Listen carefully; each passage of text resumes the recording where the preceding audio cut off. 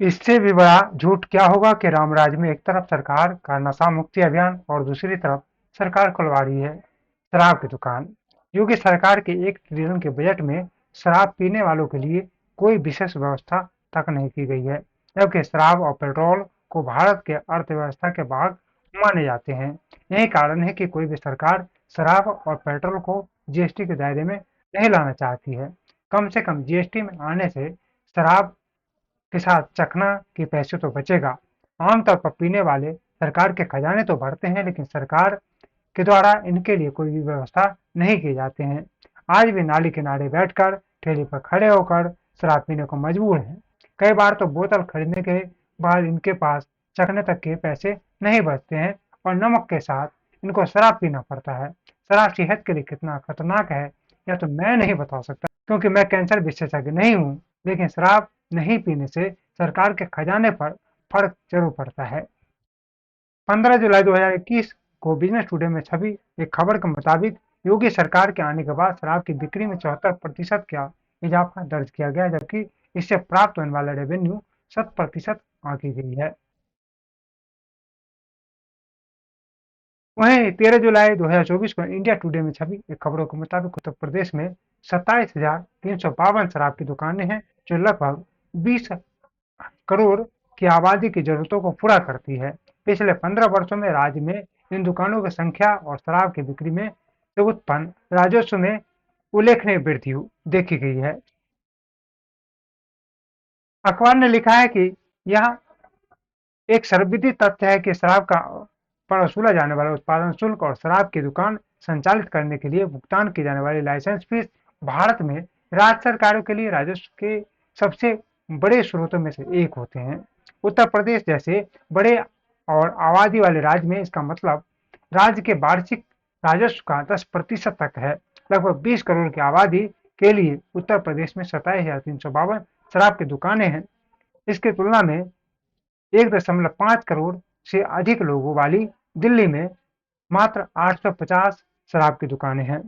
वित्तीय वर्ष 2020-21 में उत्तर प्रदेश को शराब की दुकानों से उत्पादन शुल्क और लाइसेंस शुल्क से लगभग 30,061 करोड़ रुपए की कमाई हुई है।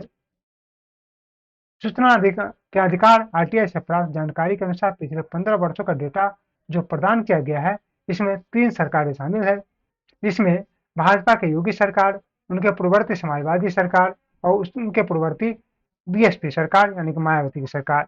योगी आदित्यनाथ की सरकार के 4 साल में जो सन 2017-18, 18-19 और 19-20 और 20-21 के बीच में 2076 नई शराब की दुकानों को 4 अलग अलग प्रकार के खुदरा दुकानों यानी भारतीय शराब, विदेशी शराब, बियर की दुकान और मॉडल शॉप में लाइसेंस मिला है। इस अवधि में राज्य के राजस्व में 74% का उछाल आया है, जो कि 17,320 करोड़ रुपए से बढ़कर 30,061 करोड़ रुपए हो गया है। यूपी शराब की राजधानी है, ऐसा कहा गया है कि योगी सरकार भी इसे इसमें काफी दिलचस्पी दिखा रही है। द प्रिंट में 30 अक्टूबर 2023 में एक खबर छपी है। इसमें अखबार ने लिखा है कि उत्तर प्रदेश में नए शराब की बिक्री के मामले में कई स्टेट को पीछे छोड़ दिया है।